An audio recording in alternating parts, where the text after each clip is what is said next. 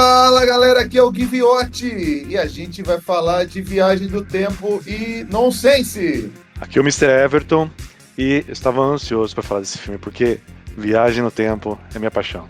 Mesmo que ela não faça sentido nenhum. Mas olha, o nosso podcast é o perfeito para esse filme, porque nossa intenção é sempre voltar no tempo, né, dos filmes Sim. Clássicos.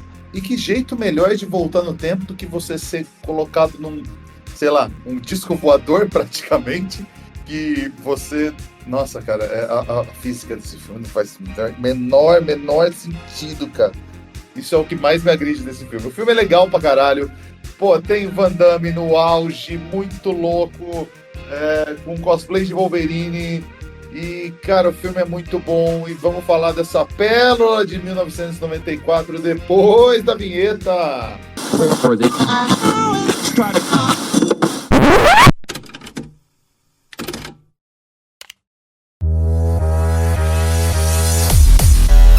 Rebobina Cast. Volte ao play dos clássicos.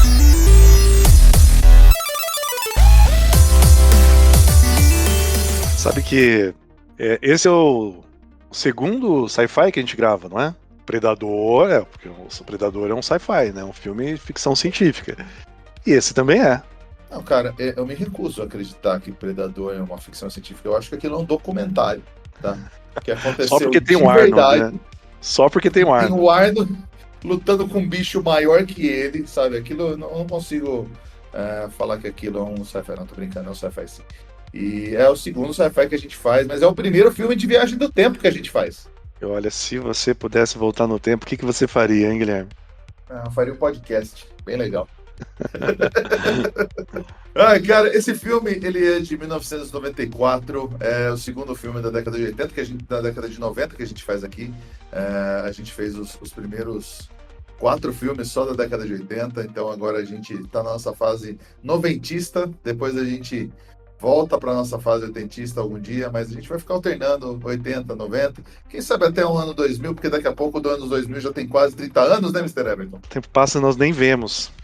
Quando já vê, se a gente for parar pra pensar, dá aquela vontade de voltar no tempo.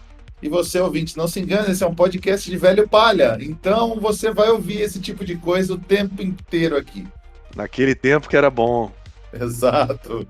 Ai, meu Deus, vamos lá falar desse maravilhoso filme de 94, dirigido pelo Peter Hyams. Não sei como é que é esse mesmo assim que se fala, mas dane-se. Ele é diretor também de outro filme do glorioso Van Damme, o filme que praticamente depois desse, que é o nosso querido Morte Súbita, nada mais é do que Duro de Matar no estágio de Rocky. E Rocky, né? Esse Rocky, né? Sim. A gente falou no episódio passado que o Duro de Matar fez muito sucesso e ele foi fazendo derivações, como é o caso do glorioso Força em Alerta, que a gente cobriu na semana passada. Então esse filme também é uma variação, por assim dizer, do Duro de Matar. Não esse que a gente está cobrindo, né? Esse outro, Morte Súbita, que é um filme muito bom. É um filme que eu vi no cinema, inclusive. Você foi ver no cinema? Morte Súbita foi no cinema. Cara, 95 era o auge do Jean-Claude Van Damme, cara. Esse filme a gente pode até falar, depois a gente vai falar um pouco da carreira do Van Damme, mas ele tava no auge, cara. Ele tava fazendo participação em Friends, ele tava em todo lugar, fazendo participação no o Último Herói de Ação lá, do Arnold, né? É muito bom esse filme também. Último Grande Herói, aliás. O Último Grande Herói. Então, ele tava no auge da popularidade, cara. Ele tava com tudo. Inclusive, foi meio que o começo do fim da carreira dele. Não uma carreira que persiste até hoje, mas o fim dos tempos áureos, né? Porque ele tava emendando filme de sucesso atrás de filme de sucesso, né, cara? E esse filme... daí, depois desse filme, foi meio que ladeira abaixo a carreira do digníssimo Van Damme, que acabou indo para um lado que não era tão legal, mas, pô, até hoje eu adoro o filme do Van Damme. Pô, não tem como falar. Eu gosto muito do Van Damme. A única cisma que eu tenho com o Van Damme é ele não ter aceitado participar do filme do filme não, né? Do jogo Mortal Kombat. Mas o Van Damme, pra mim, é um dos grandes atores aí de luta.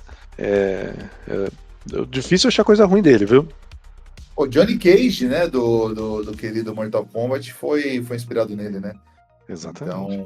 Então, o cara, ele poderia ter participado do filme até na época, que era mais ou menos nessa época, na época desse filme, inclusive, mas ele preferiu fazer Street Fighter. E como a gente sabe, foi um grande erro ele ter escolhido isso.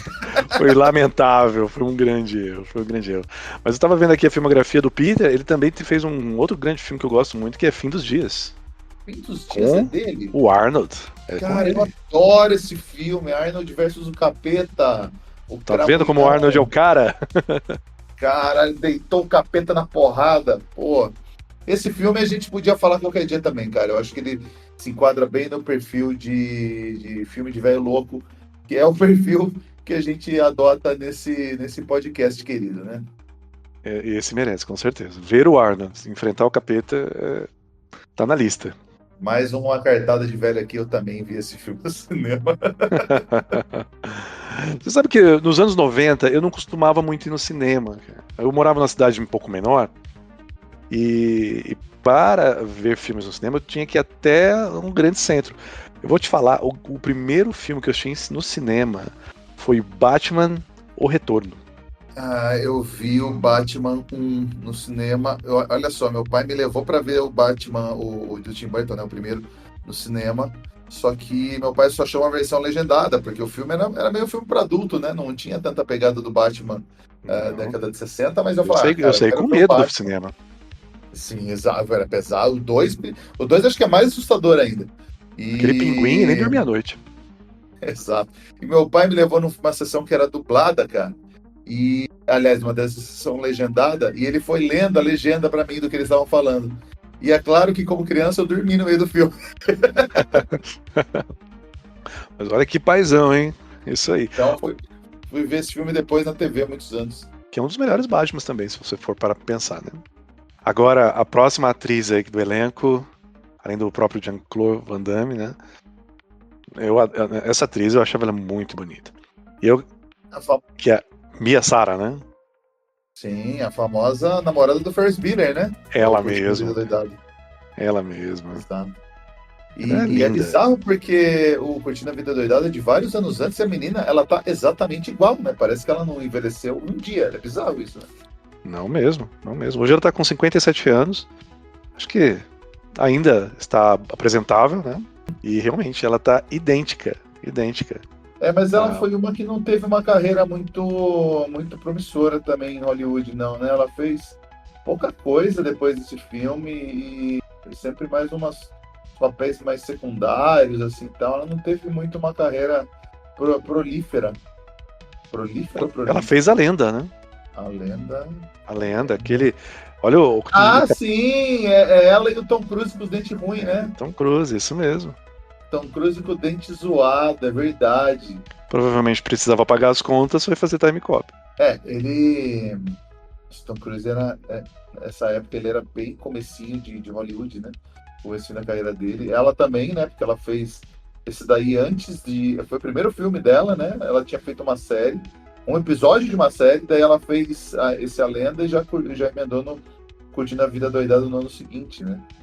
Mas ela, se você pegar na filmografia dela, eu acho que os dois filmes de maior sucesso que ela fez foi mesmo o Curtindo a Vida Doidada e o Time Cop, cara. Fora isso, é só umas coisas bem série de TV, curta, narração, os filmes bem pequenininhos, assim.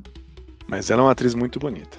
Sim, muito bonita, muito bonita. Quem mais está nesse filme, então, Mr. Evans? Então, o Ron Silver, que é o vilão corporativo genérico desse filme, o senador Aaron McComb. Esse ator não parece. Nossa, não vem agora a memória. Ele me lembra um outro ator famoso, que tem um olhar meio latino também, que fez Poderoso Chefão 3. Não é o Al Pacino, não, né? Não é o Al Pacino. Eu vou achar o nome dele aqui. E ele que é o Andy Garcia. Eu tinha quase certeza que ele era o Andy Garcia, mas não, é um outro ator genérico mesmo. Ele tem uma vibe Andy Garcia mesmo. Ele também foi outro que não fez mais porcaria nenhuma, cara. Eu não tenho mais nada que tenha feito. Assim, o coisa de maior sucesso no IMDb dele são os episódios de Law and Order, sabe? Um negócio assim. Tem aquela West Wing também, que era uma série com com o pai do querido Charlie Sheen, né, o Martin Sheen, que ele participou de alguns episódios, mas, cara, nada mais de muito sucesso. E ele tem uma atuação, ele tem umas fases boas desse filme, mas uma atuação bem qualquer coisa também. E ele faleceu, infelizmente. Viu? Faleceu em 2009. Faleceu em 2009, que nada. Quem mais tem? Tem o Bruce McGill, que é o chefe lá, o comandante Eugene Matuzak, e a Gloria Rubin, que é a X9, né? A agente Sarah Fielding. Uma pergunta, essa daí não é a atriz que também atuou com Arnold naquele Comando pra Matar? Ou eu estou confundindo? Cara, você tá confundindo, eu vou te falar por quê, porque eu também confundi. Porque quando eu tava fazendo a pesquisa para esse filme, eu falei, nossa, é a menina do Comando para Matar. E não era. Elas são muito parecidas. Se você pega a foto da época, assim, das duas ali, anos 80, anos 90, dá para confundir fácil. Mas essa é uma outra atriz que também nunca fez nada de muito expressivo, assim. Então, esse deve ter sido o filme de maior expressão dela, então, né? Sim, mas eu confundi também. Eu fui pesquisar na hora porque falei, caramba, é a menina do Comando para Matar. E não era, elas são muito parecidas. Eram muito parecidas na época, né? Sim, bem parecida. Cara, esse filme, ele tá com uma nota baixa por parte do IMDb e do Rotten Tomatoes, tá? Do IMDb, ele tá como 5.9, que eu acho extremamente injusto. Totalmente injusto. Só de ter 2 espacates desse filme, já merecia pelo menos ser nota 7, cara. Muito injusto essa nota. 2 espacates é muito, cara. É o dobro da média dos espacates que o Van Damme abre em cada filme. Muito injusto. Esse filme, ele tenta até ser dramático em alguns momentos, né? Mas eu acho que merecia um pouquinho mais. Não sei também se é por conta da nossa experiência, aquela nostalgia que nós sempre temos aqui, né? Mas é injusto. A nostalgia move todas as notas que a gente dá pra esse filme aqui, cara. Então, com certeza tem coisa envolvida. Mas, assim, normalmente a gente vê esses filmes que fizeram sucesso na época e ele tem uma crítica, uma nota da crítica boa e uma nota da crítica ruim, né? Então, normalmente é o crítico falando mal e o público falando bem. Nesse daqui, cara, as duas notas são baixas. Então, a crítica, por incrível que pareça, a crítica especializada deu 42% e o público deu só 37%. E eu não entendo por quê. Não dá pra entender. Não consigo entender, cara. Esse filme ele tá disponível no Prime Video, caso você queira assistir. Com certeza, se você tá ouvindo esse podcast, você já viu esse filme algum dia. Mas vai lá assistir de novo, cara. É mais legal. Olha nossos comentários. E aproveita enquanto você tá assistindo o filme e acha a gente nas redes sociais, né, Mr. Everton? Não tenha dúvidas, por favor, vão lá. Compartilhem também. Chama o amiguinho, chama o pai, chama o irmão, chama a tia, chama o primo. Exato. E como você acha a gente nas redes sociais, Mr. Everton? Olha, RebobinaCast, você vai pesquisar no seu Instagram, você vai pesquisar no seu Facebook, no seu YouTube. No YouTube, você acha a gente com @RebobinaCastBR, todo junto, tá? No nosso querido, digníssimo Instagram, você acha a gente como rebobina.cast. E aí no Spotify, no Apple Podcast, é só digitando mesmo, RebobinaCast, tudo junto, não tem erro. Você vai penar um pouco, talvez, mas vai achar a gente. Segue a gente lá. Dá likezinho em cada episódio, comenta. Se achou uma porcaria, fala que achou uma porcaria, não tem problema. O importante é você expressar qualquer coisa que você falar. Provavelmente a gente vai ignorar, mas é isso aí, cara. Fala bem, fala mal, mas fala da gente. Fala pro amiguinho se você gostou. Se não gostou, deixa pra você, não fala pra ninguém. E é isso aí, segue a gente. Sabe que foi muito bom você sempre, aliás, nós sempre falamos quando é possível localizar, assistir o filme, onde assistir, onde achar, né? Teve alguns filmes, alguns dos nossos seguidores perguntaram pra nós onde assistir alguns filmes que não estão nos streamings, não se acha tão fácil na internet, mas deem o seu jeito, né? Nós não incentivamos a pirataria. Não, a maioria dos filmes, para não falar todos até agora, você consegue achar no streaming. Obviamente, é um podcast que vai ficar aqui gravado, a gente não sabe quando você está ouvindo, mas a gente fala sempre na data de gravação, aonde você acha o filme. A maioria a gente acha nos streams aí. Eu sei que é terrível porque tá cada um em um streaming basicamente, mas a vida é assim, o mundo é assim agora. Paga todos os streamings, chora no final do mês, mas se diverte. E você vê como é que são as coisas, né? Anteriormente, a gente ficava reclamando de pagar um valor caro nas empresas de TV a cabo. Veio o streaming, que prometeu vamos dizer assim, deixar tudo muito mais acessível, mais barato, e agora você tem que pagar vários para poder assistir as coisas. E voltou a ficar caro. Exatamente.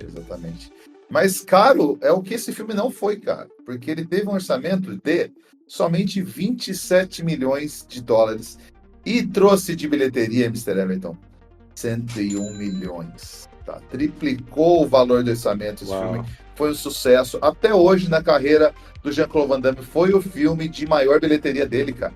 Não foi uma Branca de Neve, hein? Não, ele deu... Cara, se bobear, esse filme vai dar mais dinheiro da bilheteria do que a Branca de Neve, convertendo hoje em dia, viu, cara? Me surpreende não ter tido um segundo filme, né? Exato. Talvez porque a carreira dele depois daí deu uma degringolada, né? Talvez fosse dar, mas o que acontece? Talvez fosse a questão da crítica, né? Ter caído de pau em cima do filme. Essas coisas contam também, né? O roteiro desse filme é do Mark Verheiden, um dos roteiristas aí do Máscara, e do Mike Richardson, que foi o que fez Hellboy, a versão boa, aquele com o Ron Perlman de 2000 e qualquer coisa, 2004. E então, gente muito competente, que tem que ser competente mesmo para falar de viagem no tempo, né? Sim. Tem que realmente se preocupar com um monte de detalhes, né?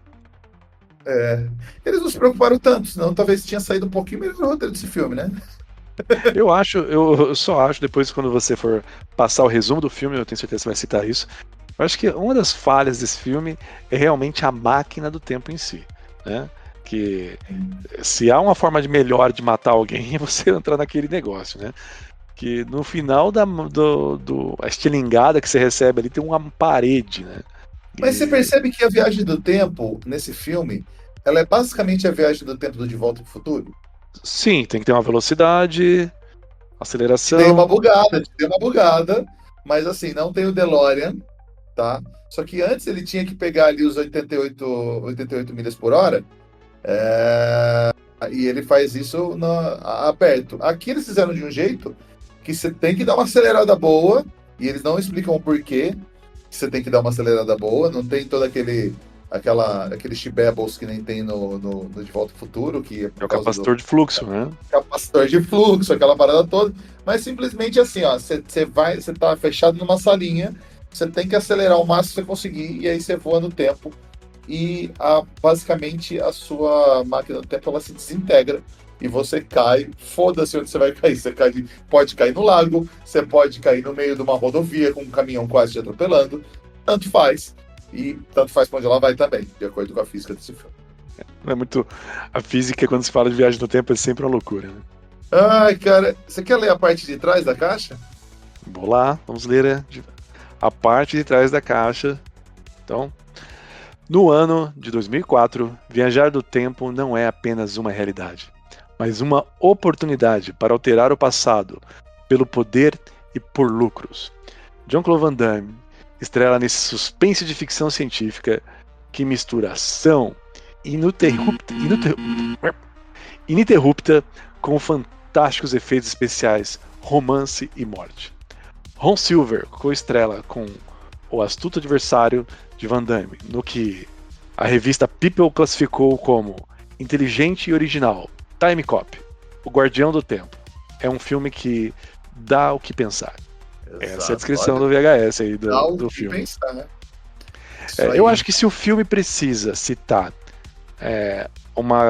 fazer uma citação de uma revista, né, é porque ele não se garante, né? Ele teve que colocar ali uma opinião de peso da People para fazer com que as pessoas alugassem o VHS. Mas convenhamos, vamos lá. Saiu esse filme, a gente era molequinha, né? Eu tinha 10 anos, você é um pouco mais velho, você devia ter uns 20, não, brincadeira. Você tinha uns 13 anos. 12 anos. 12, exato, isso. E aí, você, por essa descrição, vai estar lá escolhendo o VHS na locadora. Você lê essa descrição na parte de trás da caixa, você levaria esse filme ou não? Eu diria que... Olha, agora é difícil, né? Eu tô pensando agora, eu como aficionado em ficção científica, sim. Falou viagem no tempo, me chama atenção. Eu vejo filmes de viagem no tempo, aqueles filmes mais trecheiras mesmo, né? E esse aqui, com o Jean-Claude Van Damme, Viagem no Tempo, Time Cop, o nome é bom, né? Temos que admitir, esse nome é muito bom. Muito policial, bom. Tira do tempo, né? É muito bom. Tira do tempo. Cara, eu levaria também, mesmo porque, assim, eu provavelmente na época pediria pra minha mãe levar, né? Porque eu era um juvenil nessa época. Mas eu nem precisaria olhar a parte de trás, cara. Tendo Van Damme na frente, cara, nessa época eu comi isso daí com arroz, cara. Desde que eu vi. Pô, adorava filme de porradaria, né? Nessa época. Gosto até hoje, né? E aí você tem Van Damme viajando no tempo. Ah, cara, bora. Vamos levar essa maluquice Com aí. certeza.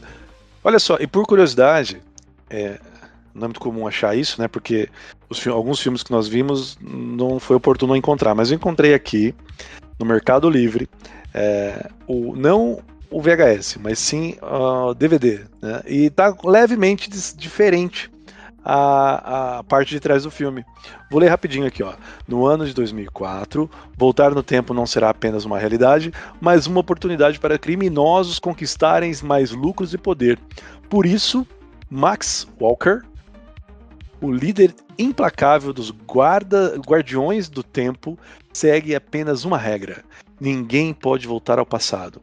Para cumprir a sua regra, Max enfrenta o senador McComb e suas táticas criminosas para fazer fortuna e carreira política. Nas suas viagens do tempo, Max vai descobrir seu verdadeiro passado. Esse aqui ficou um pouco mais lúdico, hein? Ficou melhor. A gente tem que lembrar assim, esses filmes antigos teve milhões de edições, então às vezes quem tá lançando essa versão decide mudar o que tava e é normal, né?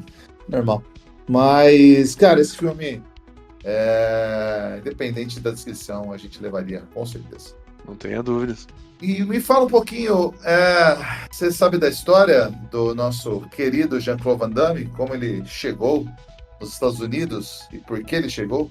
Não, mas eu tenho certeza que você vai me falar. Eu sei que ele é lutador, né? Ele Ao contrário de muitos aí, como o Schwarzenegger e o Stallone, que não tem treinamento em artes marciais, nosso querido Jean-Claude Van Damme, ele começou a lutar karatê aos 10 anos. É um pequeno juvenil, mais ou menos a idade que a gente teria quando esse filme saiu. E aos 18 ele já era faixa preta. Eventualmente ele chegou ao segundo dan de karatê, que depois da faixa preta, a gente tem primeiro e segundo dan. Ele também é faixa preta em kickboxing. Tá? Olha. Um amante aí de artes marciais. Tanto que ele tem aquele filme Kickboxer, né? Você lembra desse daí que desceu na tarde? Sim, sim, que era parecido com Exato, e esse filme Kickboxer é tipo aquele filme O Grande Dragão Branco, mas com kickboxing, né? Eu vivia confundindo esses dois, cara. Exatamente isso. Inclusive a pose dele na capa é parecida. Aliás, eu tô olhando aqui, ele tem 3 capas que ele faz a mesma pose. O Grande Dragão Branco, Kickboxer, Leão Branco, O Lutador Sem Lei. Né? Eu acho que é o jeitinho de tirar foto. Cara, esse Lionheart, o Leão Branco, eu assisti faz pouco tempo, cara. É engraçado também. Vou falar que não é maravilhoso, mas dá pra se divertir bastante esse filme. E é pra isso que a gente assiste filme, né? Aí ele... Com certeza. Ele era um jovem franzino. Aí ele começou a fazer bodybuilding. Ele começou a ganhar os músculos. Tanto que o apelido dele é Muscles from Brussels, né? Os músculos de Bruxelas. E chegou a ser Mr. Bélgica, cara. Eu não sabia disso. Eu descobri na pesquisa para esse podcast. Nossa, isso... Assim como os Estados Unidos teve o Arnold, né? Como Mr. Olympia. Ele teve que é um título maior do bodybuilding. Ele chegou a ser Mr. Bélgica. E foi isso em 78. E foi para Hollywood nos anos 80, tentar a carreira em Hollywood aí, né? Ele tava louco para conseguir um trampo. Mas ele demorou para ser descoberto como ator, né? Ele trabalhou como bartender, entregador de pizza, taxista e até leão de chácara. Olha, isso mostra que você nunca deve desistir dos seus sonhos, hein? Pô, imagina você ter leão de chácara, o Van Damme, na sua discoteca, cara. Imagina você querer arrumar uma treta com o Van Damme, ele te dá uma giratória que você sai voando pela vitrine. E naquele filme que você mencionou, que é o Duro de Matar no estádio de hóquei, ele é meio que um guarda lá, né?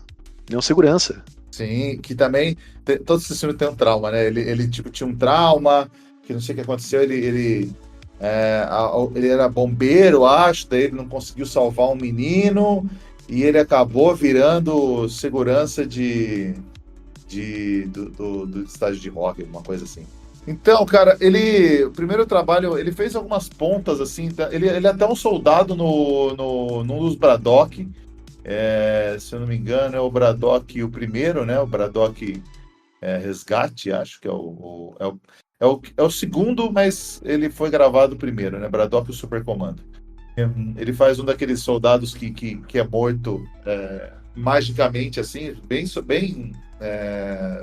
de fundo, assim, né? Mas Figuração. ele lutou com o Braddock? Cara, tem umas cenas dele treinando com o nosso querido Chuck Norris, né? O Chuck Norris ele era muito rigoroso na parte de treinamento dele e também já era faixa preta há muitos anos, devia ser alguns dan aí de karatê.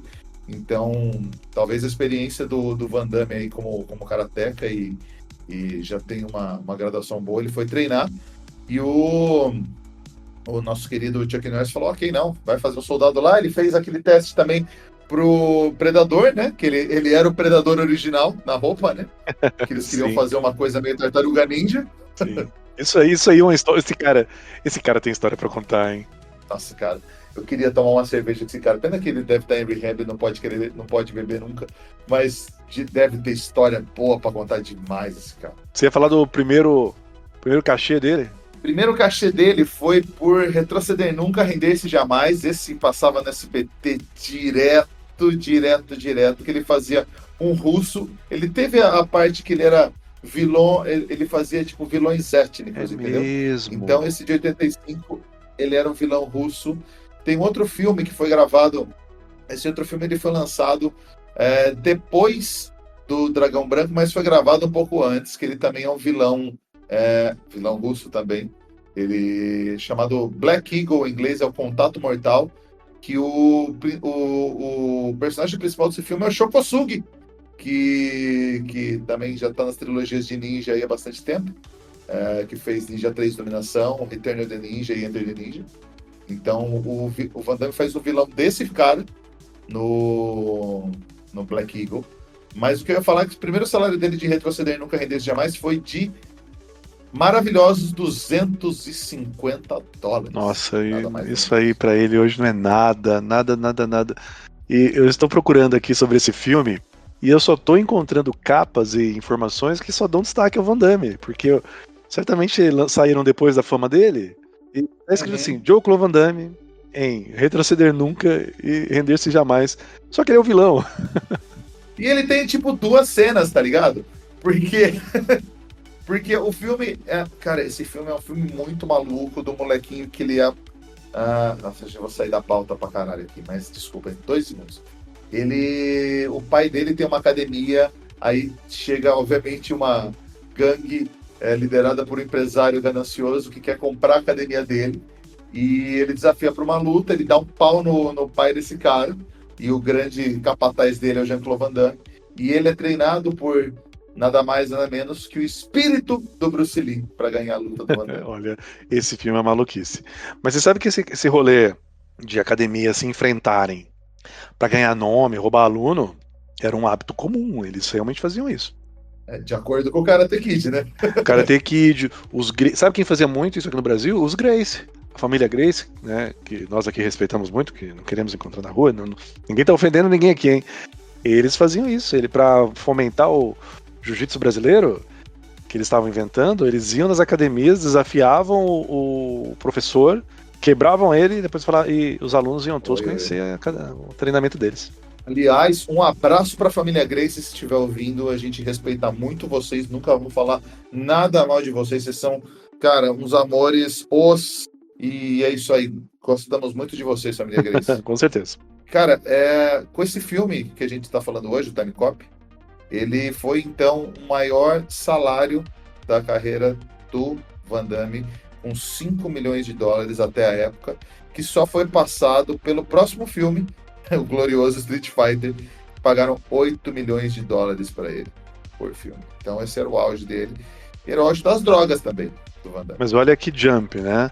De $250, né, em 85 para simplesmente milhões, né? Foi bom, tudo bem que tem 10 anos aí, mas Em 94 para 5 milhões. A carreira dele realmente alavancou demais, né? Queria eu ter esse aumento de salário em 10 anos, viu? Sim, a gente sofre muito com isso. Exato. E ele, na época, o Van Damme dava muito problema, cara. Ele, no filme sequente dele, no filme subsequente dele, o Street Fighter, cara, colocaram. Ele tava entrando em tanto problema com droga que colocaram uma babysitter para ele, tá? Para seguir ele no set de filmagem. O Street Fighter foi gravado na Tailândia, que é conhecido mundialmente aí pelas loucuras de sexo e droga. E ele tava tão louco que o cara que foi contratado para manter ele sóbrio teve que entrar em rehab depois de acompanhar o cara.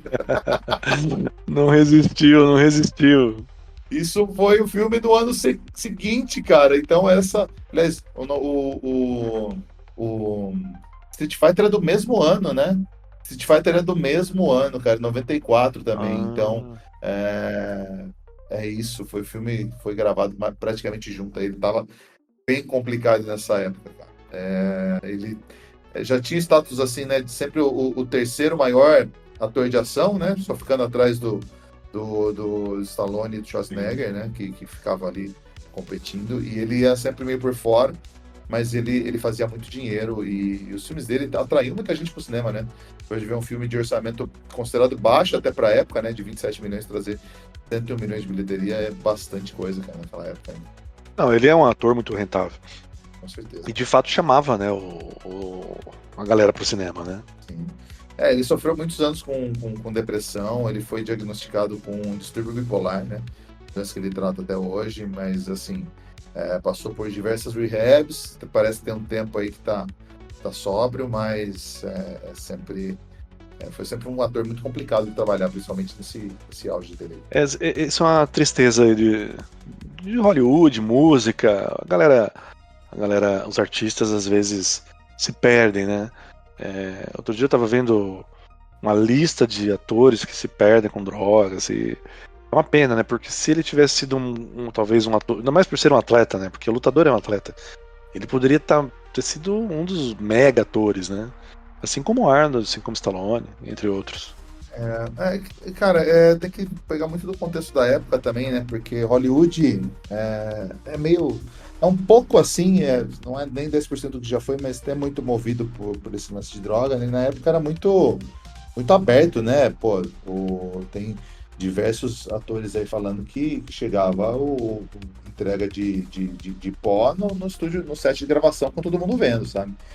Então, muito diferente do que aconteceria hoje. Então, a parada era mais forte, viciava mais e era muito mais fácil de se encontrar na época, né? Então, esse pessoal que já tinha uma tendência a ir muito pra festa, trabalhar longas horas no set, acabava indo pra esse lado aí, né? Exatamente. E aí, vamos fazer o resumo do filme em 5 minutos? Vamos lá. 1, 2, 3. Prepara, deixa eu alongar aqui um pouco. Alongou, tá? Vamos lá. Cara, começa com, obviamente, uma viagem no tempo, rolando um assalto dos confederados aí, em 1863, um comboio passando por Gainesville, Georgia, e o cara assaltando um comboio aí com 2 submetralhadoras. Você já pensa, ok, o filme chama Time Cop, viagem no tempo, com certeza vai ter uma treta aí. Volta para 1994, um rapaz muito que sabe do que está falando, chega para uma galera lá do Senado e fala, pessoal, é o seguinte, foram achadas barras de ouro, que valem mais do que dinheiro, de 1800 e qualquer coisa sendo usada para comprar droga hoje em dia, para comprar arma hoje em dia. Então, falam de um tal do cientista que é um gênio do Nobel, que ganhou milhões de prêmios e ele descobriu a viagem no tempo. E aí já tem gente viajando no tempo, então a gente precisa criar a polícia do tempo, que é a TEC, que é a Time Enforcement Commission. E ninguém liga muito pro que o cara tá falando, menos o tal do senador Macomb, que já vê uma oportunidade. O senador Macomb aí, ele é o vilão do filme, claramente, desde a primeira cena. Aí corta pra mulher do Van Damme, a Mia Sara. Como é que é o nome da Mia Sara no filme? Ela é a Melissa Walker andando no shopping, olhando relógios. Obviamente o filme chama Time Cop, então tem que ter relógios. Ela para e já vem um cara encoxando ela, vem com o chavequinho furado, e depois se descobre que ela é mulher do Van Damme. Ele olha os bandidos aleatórios, que eles somem rapidamente, e já tem a porra da cena de sexo com a bunda do Van Damme, que tem em todo o filme do Van Damme, ele faz questão de mostrar a bunda, e é isso aí. Ligação no meio da noite, ele coloca o uniforme, vai sair atender o chamado, afinal ele é polícia, e ela vai falar alguma coisa, não fala muito bem o que, e que você já imagina o que é, mas enfim, os bandidos aparecem na casa dele, enchem ele de porrada, fazem malcriação com a mulher dele e a casa basicamente explode. Aí volta para ele se salva, claro, que afinal é o mocinho do filme.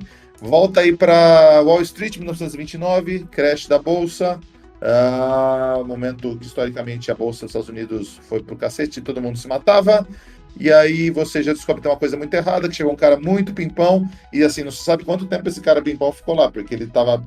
O pessoal do prédio chamava ele pelo nome, e ele só mostra ele comprando ação, porque ele tem o jornal de 1929 e o jornal de 2004, comparando tanto absurdo que essas ações vão crescer aí em 80 anos. E chega o nosso querido Van Damme, que você já sabe até então que ele é da polícia do tempo. Ele vai levar o cara preso, claro que tem que ter tiroteio, claro que tem que ter muitos seguranças e porrada. Primeiro espacate do filme nessa cena aí, primeiro de dois que aparece. E aí você descobre que o cara que ele tá prendendo era ex-parceiro do Van Damme e ex-policial. Ele é condenado à sentença de morte e é jogado da mesma janela que ele tava antes. Simplesmente assim. Eles voltam um segundo antes no tempo, que o Van Damme pega ele no pulo quando ele tá caindo da janela, e os dois vão pro futuro. Daí você descobre que tem tipo uma maquininha na cintura do Van Damme que volta ele pro tempo. Ele é condenado à morte, ele não quer incriminar o Macomb, e ele é jogado à janela de novo. Ele termina a queda sozinho, dessa vez sem o Van Damme. Fica claro ali que o senador já sabe que o Van Damme tá meio que atrás dele, ele vai tipo visitar a sede, fala com o Van Damme, e você já sabe, ok, esse cara vai tentar fazer alguma coisa com o nosso querido Walker, vulgo Van Damme, tá? Ele tá na casa dele e, de repente, chega gente querendo matar ele, para variar. Na noite anterior, eu esqueci de falar isso, ele fica olhando com uma tristeza pra TV, vendo vídeo da mulher dele, o que não faz o menor sentido, depois eu chego nesse ponto aí. O pessoal vai atrás dele, ele tem uma luta de faca ridícula, ele vai ser eletrocutado pelo taser na cozinha, mas aí tem uma água caindo, sei lá, de um bebedouro que cai no chão. Ele abre o segundo espacate do filme de shortinho, esse é um espacate clássico do Van Damme, e o cara que vai tentar eletrocutar ele acaba sendo eletrocutado, vai preso. Depois você vai descobrir que não vai servir de nada, que o cara vai ser solto. Coloca uma mulher da corregedoria nele, porque afinal o parceiro dele foi preso em situações estranhas, por isso tem que colocar alguém da corregedoria atrás dele. E não avisam muito por quê, simplesmente mandam ele no tempo. Esse é um furo de roteiro também, que por que vai mandar o cara pro ano de 94, não sei, mas simplesmente volta. Ele vai junto com essa menina da corregedoria, que é a Fielding. Você descobre que eles chegam num armazém que é do vilão do filme, e mostra o vilão do filme de 94 meio que ameaçando o sócio dele, que ele queria comprar a sociedade inteira, e o sócio dele não querendo vender. Chega o vilão do futuro, fala com o vilão do passado, e eles já deixam bem claro que eles não podem ocupar o mesmo lugar ao mesmo tempo, porque senão os dois viram uma geleia e morrem, tá? Ele deixa claro que essa é a regra do filme. Enfim, o Macomb do futuro mata o sócio dele do passado. O Van Damme vai, faz uma piadinha, fala freeze, e eles até tem uma piadinha desse negócio de freeze que também não tem graça nenhuma.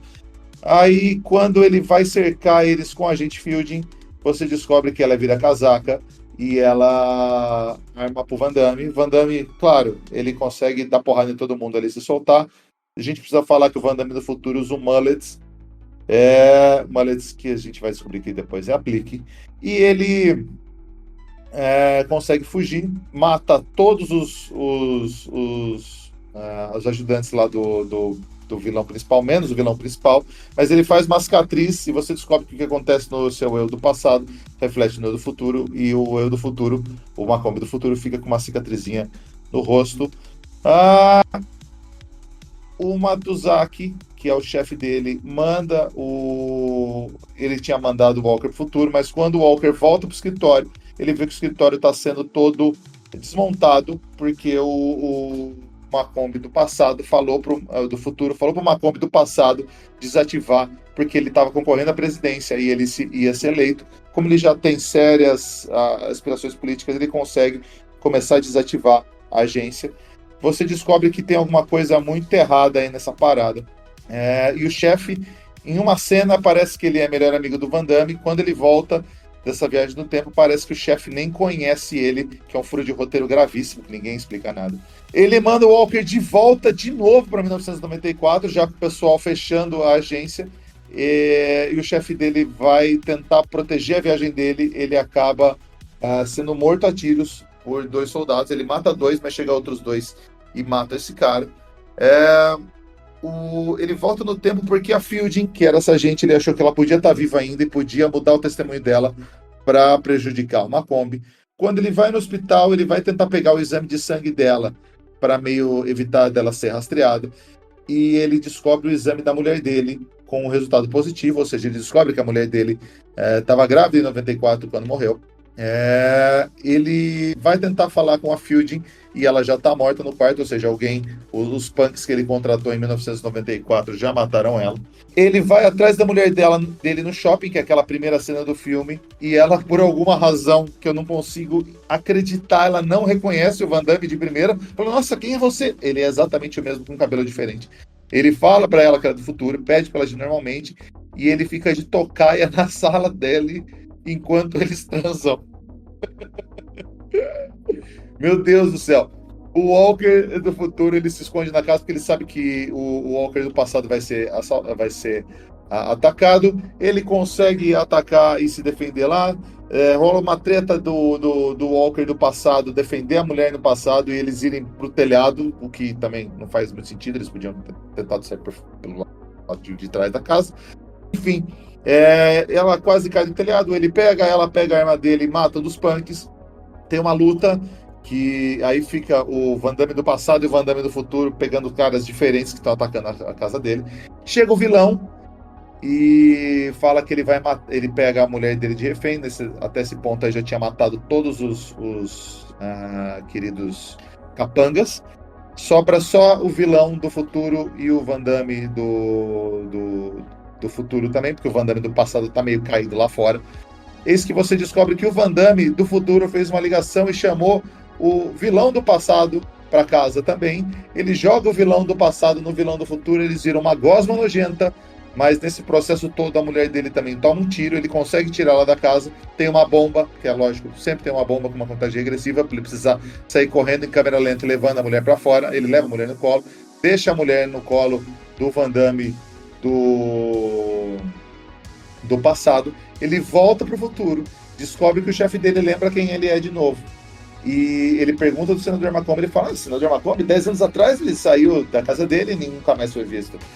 E aí você descobre que ele volta pra casa dele, a mulher dele tá viva, o filho dele tem 10 anos, ele age totalmente surpreso, e é assim que acaba o filme em 10 minutos e 58 segundos. É mais um dos filmes que acontece muita coisa mesmo.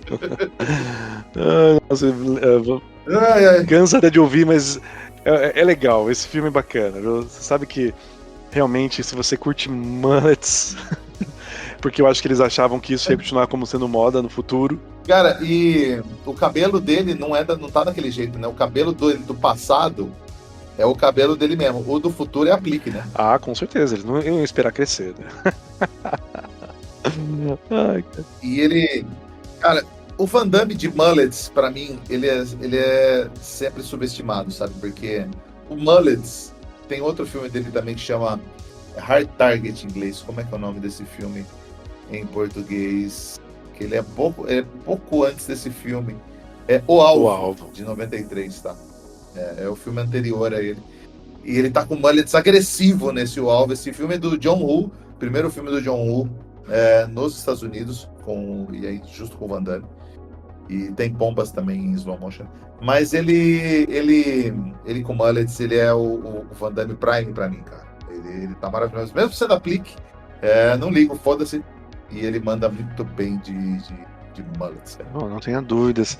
E veja que tem outras nuances nesse filme. que todo filme que tenta acertar como será o longínquo ano de 2004, né? Porque esse filme, o futuro dele é 2004, né? Ou seja, 21 anos. 10 anos na frente. 20 anos atrás e 10 anos na frente de quando o filme saiu, né? E os carros eram ridículos, né? Eles colocam uns carros quadrados para ficar andando. É difícil, né? Porque 10 anos na frente não é muita coisa no futuro, né? Exato, cara. Tipo, veja os carros de, sei lá, 84 para 94, 94 para 2004. Não mudou tanto assim, né? Não? Muda um pouco só ali o design, mas tipo, já ficou totalmente futurista. Virou tipo o De Volta ao Futuro, sabe? Quando ele sai de 85 e vai pra... 2015. Como é que é quando ele ia Não, de 85 para 2015, 2015, 2015, isso. Então, 30 anos, tudo bem, né? Tem faz sentido, assim, ter... tudo bem que a gente sabe que não foi exatamente assim, mas pelo menos você tá chutando 30 anos na frente, né? Não 10 anos ter aquele carro que parecia um tanque de guerra e totalmente futurista. Não faz sentido. Não. Isso com computador de bordo, Sim. Né? Agora, nós temos que falar um pouquinho que é um personagem também que é a própria máquina do tempo do filme. Que a gente mencionou um pouco no começo, que é basicamente um trilho com um carro, um carrinho que vai passar por esse trilho, com um cockpit que cabe 2 pessoas e uma parede lá no final. Tem todo o rolê, a questão da velocidade, como nós já falamos, mas a segurança não faz sentido nenhum. É mais fácil deixar sem aquela parede, colocar a parede mais pra frente, porque tinha esse risco sempre assim de... não deu, que nem eles brincam, né? Então, já não deu certo com os irmãos, sei lá, eles falam o nome de irmão, vão, alguma coisa lá. Se não deu certo com os irmãos, alguma coisa. Quem são os irmãos? Então, tá vendo aquelas 2 manchas na parede ali? São os 2 irmãos. Porra, cara, pra quê? Agora, esse filme ele já tem a vantagem de ter 2 espacates. Né?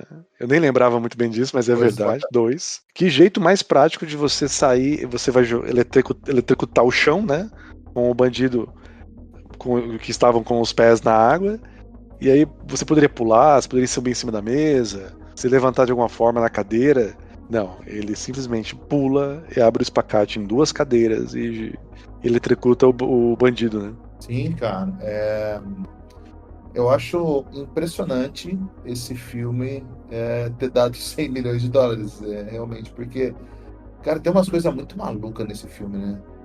Tem umas coisas muito malucas. Que nem aquela parte que ele tá no shopping, né? Que eu acho que nem falei disso. Quando ele tinha acabado de encontrar a mulher, para você estabelecer, lógico, que ele era um bom policial, você tem que fazer ele saindo atrás de um cara no shopping. E que o cara tava roubando a bolsa da mulher de patins. E, cara, ele saca a grande arma dele, que é a coxa, né?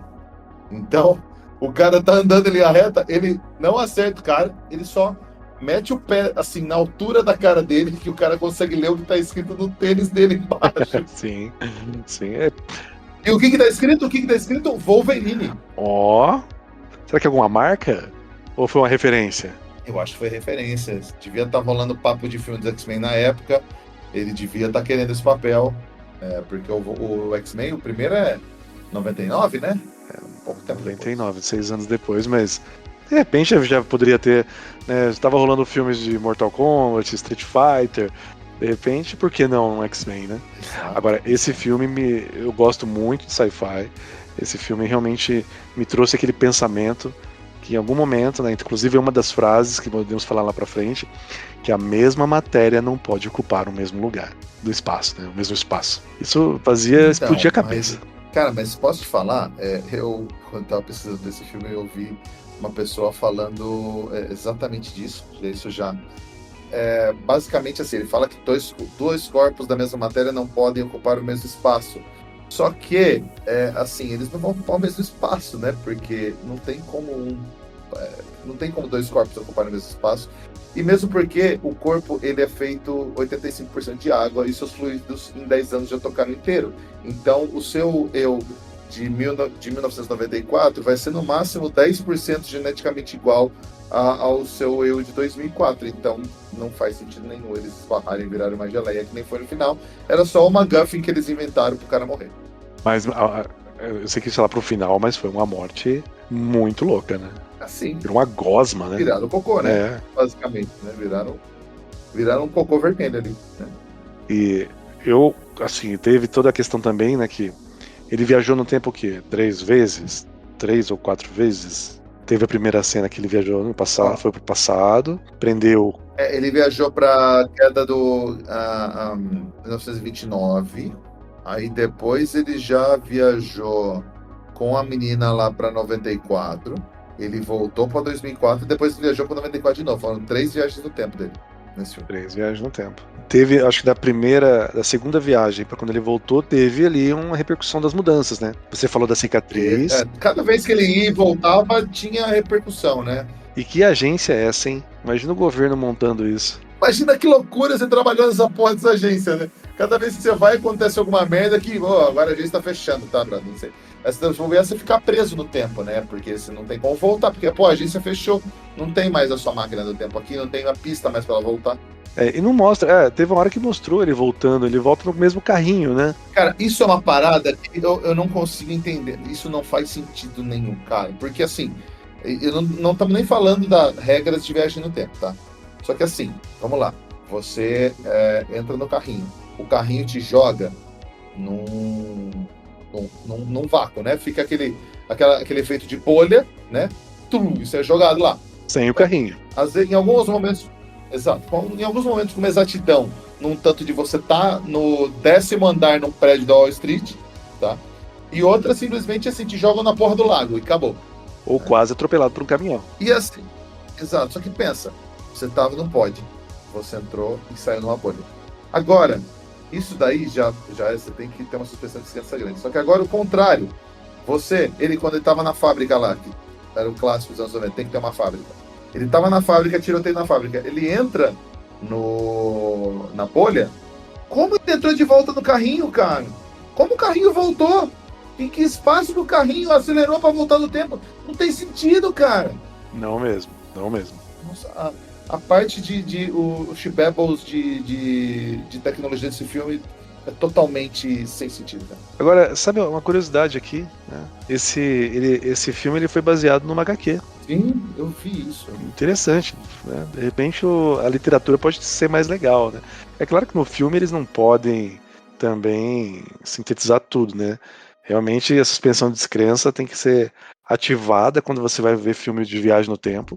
E nesse caso aqui é num nível acima ainda.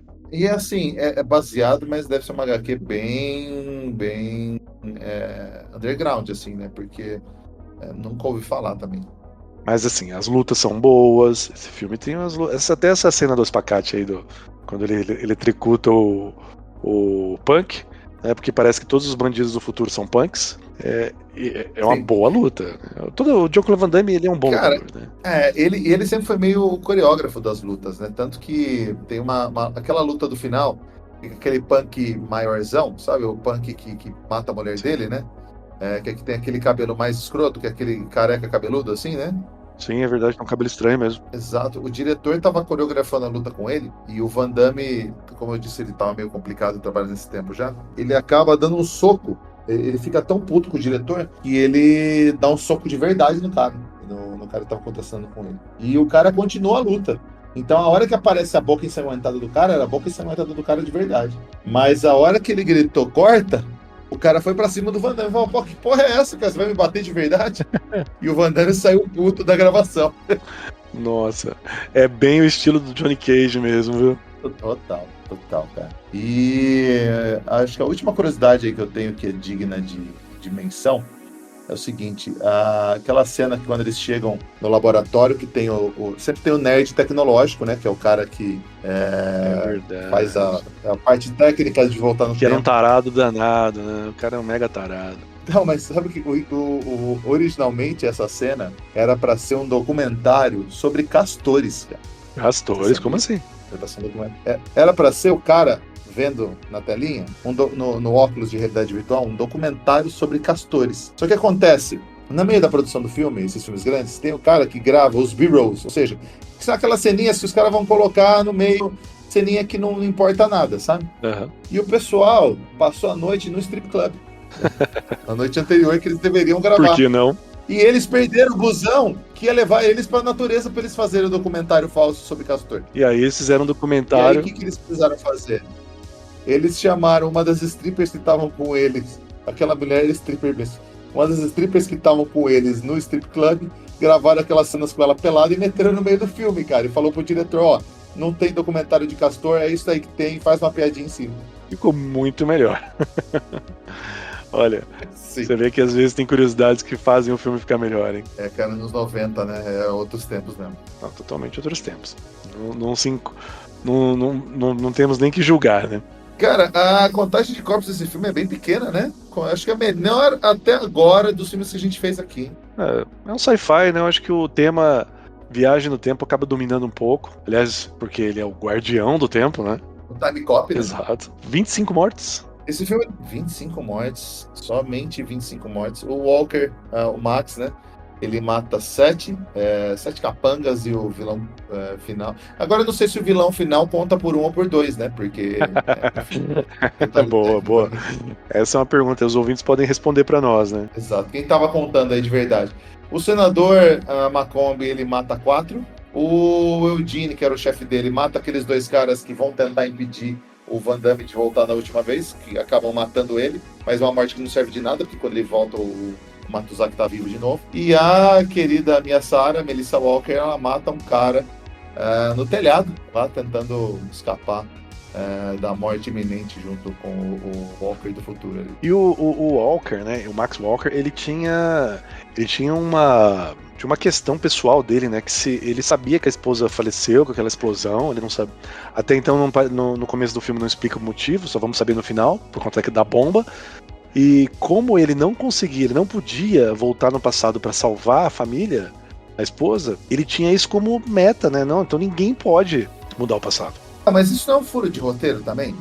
Porque pensa, depois que aconteceu essa parada toda, eles tinham por que matar o Van Damme, porque sabiam que ele ia ser o policial e ia investigar isso no futuro. Porém, eles voltam para matar antes de ter o ele do futuro, porque o ele do futuro não aparece naquela casa na primeira vez, ou seja, ele não estava lá para salvar eles, ou seja, por que esse cara, que era só um policial normal, que foi só um cara que foi convocado para participar dessa força-tarefa, virou o alvo do vilão do filme? Outra coisa que não faz sentido no roteiro também. É que quando o Macomb foi lá fazer a inspeção, parece que ele já sabia da existência, realmente, pode ter um furo ou outro, ele meio já sabia da existência do...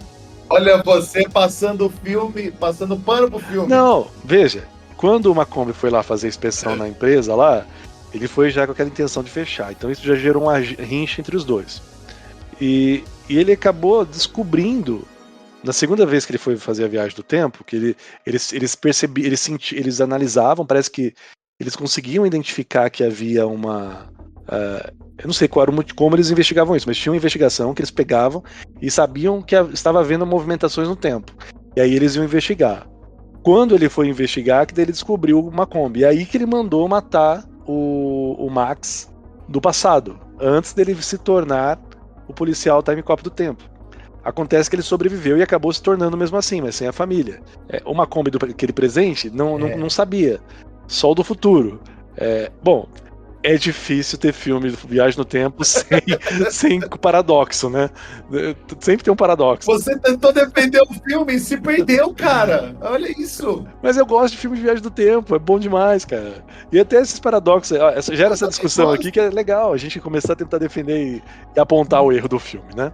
Sim, cara, esse filme, ele embora tenha furos de roteiro, a gente vai falar mais um pouquinho dos erros lá pra frente, que tem umas coisas que me incomodaram bastante nesse filme, que acho que não incomodaram, né? É divertido, mas... vou falar assim, me incomodou. Mas, cara, esse filme gerou umas frases muito boas, cara, e... Infelizmente, nenhuma delas é do Van Damme, porque, não sei, eu achei os trocadilhos dele muito de tiozão, assim. Mas tem uma hora que eles estão entrando na viagem do tempo lá, que é a primeira viagem que a tal da Fielding faz, né? A tiazinha que é X9 lá. O Matuzak fala pro Rick, né? Que é o carinha que ajuda ele, fala: ela tá tremendo um pouco. Aí o Rick, a pressão sanguínea dela vai fazer o dente ficar solto e a pulsação dela tá em 140. Aí o Matuzak lança: se ela peidar, ela vai ser ejetada. O Matsuzaki também era sempre cheio das tiradinhas ali no filme, né? Ele era um chefe legal, ele queria ser o tiozão da galera, né? Nossa, vibe tiozão do pavê total, né, cara? Muito mesmo. Tiozão do pavê. O Macombi, ele era aquele vilão canastrão clássico, mas ele tinha umas frases muito boas mesmo. Aquela que, cara, tem uma frase que ele falou que eu acho que se pegar e colocar na boca do Trump hoje em dia, ninguém consegue saber a diferença. Ele fala: quando eu for presidente, vai ser como nos anos 80. Os top 10 ficarão mais ricos e os outros 90% vão emigrar para o México se quiserem uma vida melhor. É verdade, faria todo sentido, viu? Eu gostei daquela frase que eu já mencionei, né? Que ele fala, que é a rolê da mesma matéria. Eu achei a frase sci-fi, né? A mesma matéria não pode ocupar o mesmo espaço. Inclusive, eu acho que não sei se é o próprio Max fala isso depois, né? Quando ele vai matar o vilão, né? Quando ele, na parte final do filme ali. Porque também tem um plot, né? Na parte final, o bandido falou assim: não, já coloquei uma bomba aqui. Você vai explodir dessa vez de verdade e já era. E eu vou embora, eu vou ser presidente. Só que o Van Damme liga pro Macombi do passado e ele vai lá na casa. Então, se explodir tudo, o próprio Macombi vai morrer. Sim, isso. Cara, o cara do futuro fala: ó, pra mim tanto faz se eu morrer aqui, porque eu vou morrer já tendo sido presidente. Cara, você vai morrer, você não vai ter sido presidente, porque no futuro de 2004 você não era presidente, estava quase. Cara, daí ele chega lá, chega outro tiozinho só pra ser empurrado. O cara chegou, ele foi até a casa só pra ele ser empurrado. Tá? Imagina assim, ó, você é chamado e vai pra uma casa. Tá rolando um tiroteio. Você vê claramente de 1 quilômetro de distância que é um tiroteio. Tem gente morta no quintal, tem gente morta em todo lugar. O que você faz? Você entra, fala: você me chamou pra vir aqui, né? Ligaram pro meu escritório. Mas espera aí, eu do futuro liguei. Então, como eu me identifiquei no seu escritório pra deixar recado pra você vir aqui, porque eu me identifiquei como eu mesmo do futuro, cara, velho. Você realmente tem o pensamento que qualquer um, quando liga, você vai e faz o que a pessoa ligou e pediu pra você, né? Mas... sim, Pode falar. Não, falei. Eu ia citar um outro filme que tem uma cena aqui muito parecida, que é o Sexto Dia. Não sei se você vai lembrar de uma cena em que o Arnold pega o vilão do filme e o Sexto Dia tem toda uma questão de clonagem, né? E clonagem e cópia da sua mente. Aí ele chega pro bandido na parte final e ele fala assim: olha, não sei se... Eu acho que em inglês deve fazer bem mais sentido, né? Ele fala fuck yourself, né? Depois o bandido toma um tiro, ele mata o cara e o vilão, ele cai um em cima do outro. E ele fala... Sim. Ele fala que não era bem assim que ele quis dizer, né? Eu achei muito engraçado. Fuck yourself. Fuck yourself.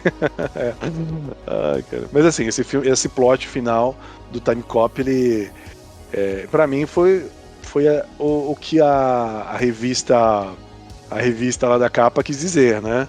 Que a People, né? Inteligente e original. Foi legal. Eles colocaram uma regra do filme, que tudo bem, que você já disse que toda a questão aí de mudança do corpo, né? Realmente as nossas células vão se atualizando, né? Depois de anos, talvez nós não somos mais nós mesmos, na teoria somos outra, na física, né? Outro ser, praticamente. Porém, é uma regra que eles colocaram no filme que fez sentido no final. E a frase foi boa. Cara, então, vou te falar, assim, eu amo esse filme, tá? Eu amo esse filme, mas quando você assiste depois de adulto, você tem uma outra visão, um pouco mais assim.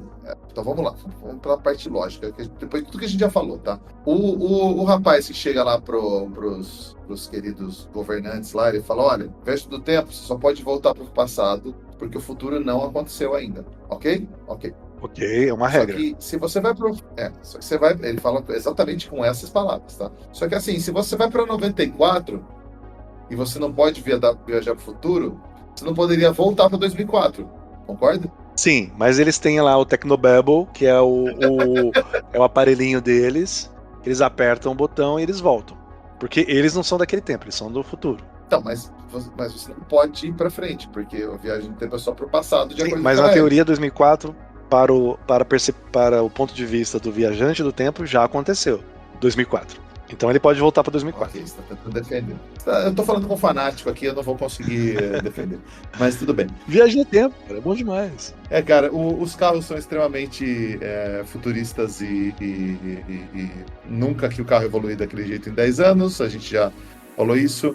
Cara, umas coisas, assim, agora indo pro ponto de vista prático, tá? A casa do cara, ele explode. Tá? Ele explode completamente. Essas fitas que ele fica vendo com a mulher de 94, por aí. Cara, onde ele guardou essas fitas? Era a fita do casamento, Assim, que ele tava na casa da sogra, cara. Cara, não era do casamento. Era eles, era eles acampando em algum lugar. Cara, tipo, fita VHS, você que é uma criança dos anos 80, anos 90 como eu, fita do VHS, ela ficava onde? Em casa. Só em casa. Não entregava uma fita que você gravou só você e sua mulher, não fazia sentido você deixar na casa da sogra, na casa de qualquer parente, cara. Não tem nem porque ele tem backup disso. Eu não posso dizer que na época não tinha nuvem, mas olha, eu falo por mim, eu ainda tenho, eu não, né? A minha esposa tem algumas fitas VHS. Ela era rica, tinha câmera nos anos 90. Rica. Porque quem tinha uma câmera VHS nos anos 90... Milionário.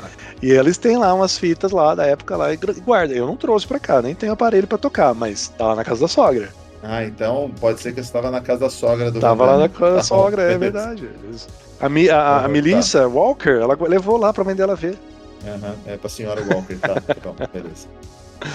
E, cara, o mais legal é que essa fita, ela tá gravada, e se você olhar, ele fica vendo a fita, sei lá, por uns 5 minutos, e o horáriozinho que tá do lado, ele não muda 1 minuto, Aí. esse tempo todo que ele tá vendo. É, mas você já Então, a edição... já gravou VHS em videocassete velho, ou em câmeras velhas? Se você não configura a O hora, horário, foda-se. se você não configura o horário, ela não muda, ela fica só piscando. Sim, era bizarro mesmo. Tá, cara. Eu tô, olha só, Mas uma os coisa... contra-argumentos tô quebrando todos aqui.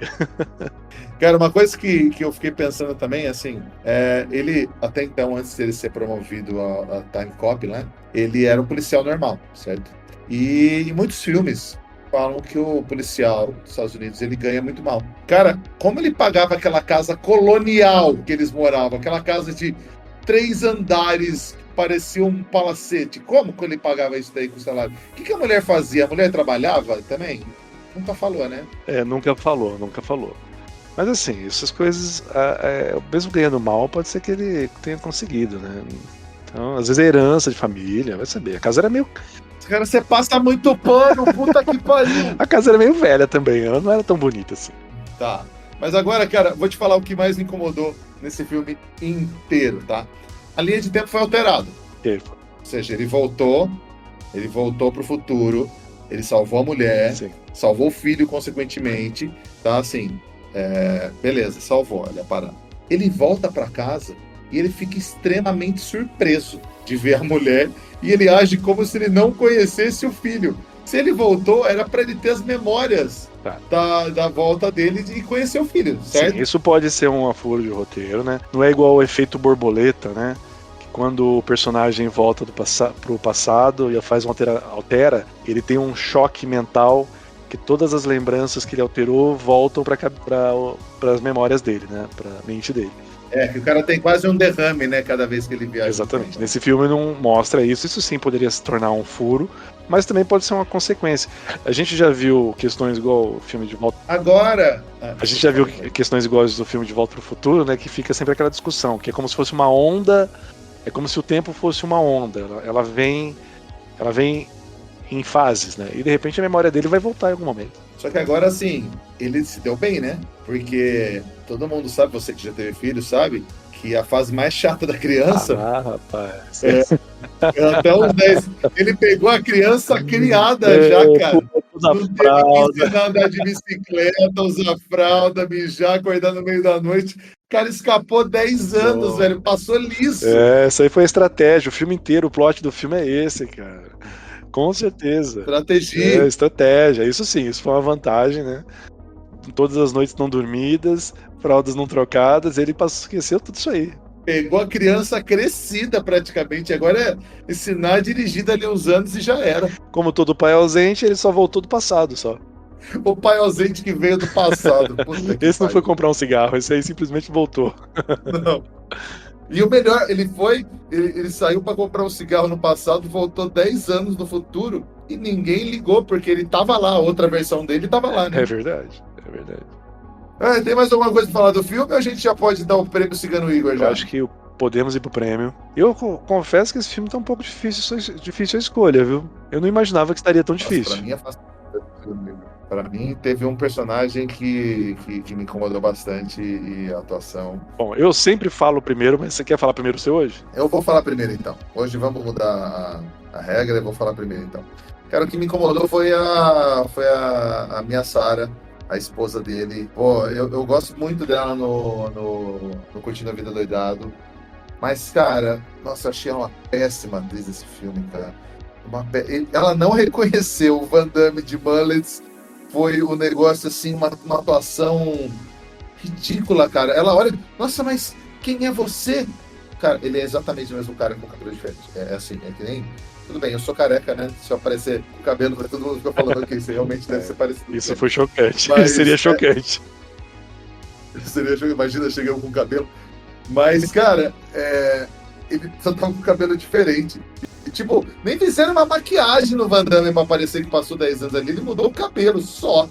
Se pegar ele tirando a barba por fazer, talvez, cara, é o mesmo, cara. E ela olha, nossa, quem é você? O que está acontecendo? E ela demora, cara, essa parte da atuação dela foi ridícula pra mim. E pra mim, ela é o Cigano Igor incontestável desse filme, cara. Olha, eu concordo com você que a atuação dela deixou um pouco a desejar, né? Essa cena realmente que ela, quando encontra o marido do futuro, que voltou do futuro, e parece que não reconhece nada, né? Embora só o cabelo mudou praticamente. Realmente eu não tinha parado para analisar por esse lado, porque eu vejo que eles tentaram dramatizar bastante esse núcleo do filme, né? Eu ia até citar a agente Sarah Fielding, né? Mas parando para pensar, a agente, ela conseguiu ser uma X9 e enganar o Van Damme, né? Então ela atuou 2 vezes no filme. Então, ok, ela passa, realmente. O Macomb, ele tem umas frases boas, ele é um bom vilão, assim. Ele tem uma motivação, ele fica claro ali as ambições dele.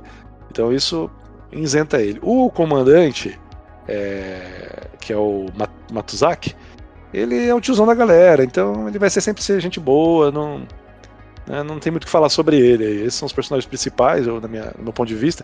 Os vilões, né? Os vilões são genéricos, né? Eles são punks, aí não tem muito o que fazer, né? Porque eles não iam ganhar destaque mesmo. Agora que você mostrou seu ponto de vista sobre a Melissa Walker, tem razão, ela foi aquém ali, né? Ela podia ter feito uma cena um pouco melhor, atuado um pouquinho melhor ali, ao ver o marido, já reconhecer. E, inclusive nessa cena que você falou aí, que ele volta ali no shopping e tal, tem aquela cena clássica, né? Que ele vai mostrar pra ela, provar pra ela, a pessoa, que ele é do futuro, falando sobre coisas que vão acontecer, né? Tipo, olha, aquela planta vai cair, aquela pessoa vai esbarrar, aquele cara vai roubar não sei o quê. Então, tem essa parte aí do filme, né? Que ele vai para poder provar que é ele mesmo, né, do futuro, que ele tem que falar o que tá acontecendo. Então, e ela foi muito inexpressiva, tá certo, ela ganha o prêmio na minha visão também. Olha só, então já temos nosso Cigano Igor. E, cara, pra gente deixar esse filme melhor, como seria tendo o nosso clássico Arnold Schwarzenegger fazendo uma participação nesse filme, ou substituindo alguém nesse filme? Realmente o Arnold tem uma figura emblemática. E eu mencionei alguns papéis dele aqui, né? Que aquele filme O Sexto Dia não é parecido, mas me lembrou a parte do vilão, a questão de ganância, que também ele era um cara comum lá. Mas com certeza ia ter muita explosão. O Arnold, ele, sei lá, voltando pro passado, imagina o Arnold encontrando ele mesmo. Seria menos musculoso, mais musculoso. Pensa, o Arnold, ele tem o negócio de ter sido governador da Califórnia. Então, ele já foi um político. Imagina se ele fosse uma Kombi, entendeu? Listen to me. I'm gonna go back in the past. And I'm gonna change the future. And I'm gonna run. Ele seria o político, talvez, hein? Ele seria um grande político. I'm Austrian, but I can be the president. Yes. Mas ele não poderia ser presidente, né? Porque ele não é americano. Não, mas... Ele iria querer mudar a lei, né? Você não lembra do filme do Stallone? Que ele vai pro futuro e o presidente ele vai pra biblioteca Arnold Schwarzenegger. Daí fala, a Sandra Bullock fala, por causa da popularidade do ator Arnold Schwarzenegger, baixaram uma emenda que ele conseguiu ser eleito presidente. Aí, ó, tá tudo Isso misturado. poderia acontecer então, né? Isso faria sentido. E para poder ter toda essa popularidade, ele iria querer voltar no passado, ou pegar mais dinheiro, como uma Kombi, ou ele ia querer mudar, talvez a lei lá do passado. Ele poderia voltar lá na Constituição e reescrever para que ele pudesse se tornar presidente. Cara, imagina, o senador alterofilista que está aí na época tava no auge da força do Arnold, cara. Arnold, Van Damme saindo na porrada. Pô, cara, seria épico Agora demais. imagina ele fazendo aquele Van Damme. espacate se na hora de eletrocutar o bandido. Eu acho que ele não ia conseguir. Com certeza ele não ia conseguir. E pra gente finalizar aqui, tem alguma indicação de filmes com a mesma pegada, com a mesma temática, pra gente emendar aqui? Olha, dessa vez eu pesquisei, tá? E um filme da mesma pegada, também uma ficção científica que envolve viagem no tempo, que é um filme chamado Inferno na Estrada, de 1997, com Jim Belushi, tá? E é um filme em que tem uma questão de uma mulher viajando sozinha na estrada, tem uma psiquiatra, tem um cara que dá carona. Olha, é um filme muito maluco. Ele é um thriller de ficção científica na estrada que envolve viagem no tempo. Caramba, eu nunca ouvi falar desse filme. Esse aqui valeria a pena a gente colocar na nossa lista aí. Nossa, até achei aqui no IMDb desse filme. Esse filme não passou no meu radar, não. E olha, para não passar no seu radar, hein? Que, caríssimos ouvintes, o Kiviotti é um cinéfilo, ele vê filmes underground. Eu tento acompanhar, mas ele sim vê os filmes underground que a gente vai falar aqui. Nossa, o Jim Belushi, ele é o vilão Me desse parece filme, é sim. isso? Eu não vi esse filme ainda, tá? Caramba, Tá na lista. você tá indicando filme que você não viu, cara? Como É assim? um filme temático. Caramba, tá bom, agora eu quero ver esse filme de qualquer jeito, cara. Vamos ver esse filme, se for decente, a gente coloca na lista. E a nota tá maior do que o Time Cop. Sim. Cara, eu vou aproveitar para indicar um filme de viagem no tempo que tem um dos nossos queridos anos 80 também, que é o Bruce Willis, chamado Os 12 Macacos. Esse filme de 95, um ano depois do Time Cop, que também é ficção científica. Ele tem viagem no tempo, ele tem o Brad Pitt completamente surtado no filme. É um filme bem melhor, ele tem nota 8 no MDB, então é uma nota muito boa. Excelente. Esse filme é um filme cult, né? Eu tenho uma certa polêmica com o final, eu não gosto muito do final desse filme, sem dar spoiler. Mas, cara, filmão, viagem no tempo, Bruce Willis, Brad Pitt muito louco, Madeleine Stowe. Recomendo a todos aí darem uma curtida, talvez, quem sabe, algum dia ele não apareça aqui no podcast. Excelente recomendação. Esse filme, eu diria que é um daqueles obrigatórios que devem ser vistos. Envolve viagem no tempo também. E semana que vem, o que teremos, Mr. Evan? Teremos o Grande. Um filme que é filme de prisão no ar, Conner, com o grande Nicolas Cage. Caralho, primeiro filme com o clássico ator, alguns diriam até o melhor ator de todos os tempos, ator de método surtado. Nesse filme ele tá cabeludo e bombado. Caralho, esse filme é maravilhoso. Michael Bay, no auge de sua glória. Conner, 1997, na semana que vem. Pessoal, esperamos vocês aí. Curta a gente nas redes sociais. E é isso aí. Um abraço, Mr. Abraço, Gui. Até mais. Valeu, galera. Tchau, tchau.